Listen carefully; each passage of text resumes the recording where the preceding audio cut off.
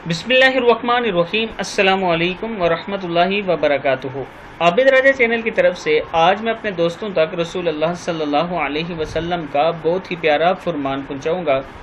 उससे पहले मैं अपने दोस्तों से गुजारिश करूंगा कि इस वीडियो को आपने आगे ज़रूर शेयर करना है।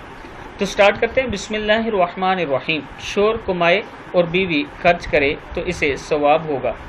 हज़रत आयशा रज़ी अल्लाह ताला अन्हा फरमाती हैं कि नबी अकरम सल्लल्लाहु अलैहि वसल्लम ने इरशाद फरमाया, अगर औरत अपने शोर के माल से कुछ खर्च करे और इसकी नीयत शोर की पूंजी यानी उसका कमाया हुआ माल बर्बाद करने की ना हो तो इसे खर्च करने का सवाब मिलेगा और शोर को भी इसका सवाब मिलेगा, क्योंकि इसने कमाया और खजांची का भी यही हुक्म है कि एक का सवाब दूसरे के सवाब में ज़रा बराबर भी कमी नहीं करेगा।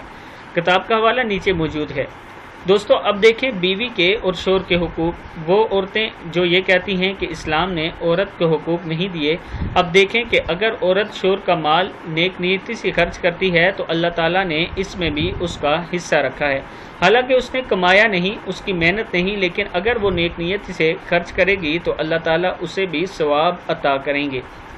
इस हदीस को आप दोस्तों ने आगे ज़्यादा से ज़्यादा शेयर करना है और ज़ुबानी याद कर लेना है और अपने घरों में और अपने बहन भाइयों को ज़रूर सुनाएं ये हदीस, ताकि उन्हें भी पता चले कि रसूल अल्लाह सल्लल्लाहु अलैहि वसल्लम ने खर्चे के बारे में क्या फरमाया और शोर और बीवी के बारे में क्या फरमाया है। इस वीडियो को आपने आगे ज़रूर शेयर करना है। अस्सलामु अलैकुम वरहमतुल्लाहि वबरकातुहू।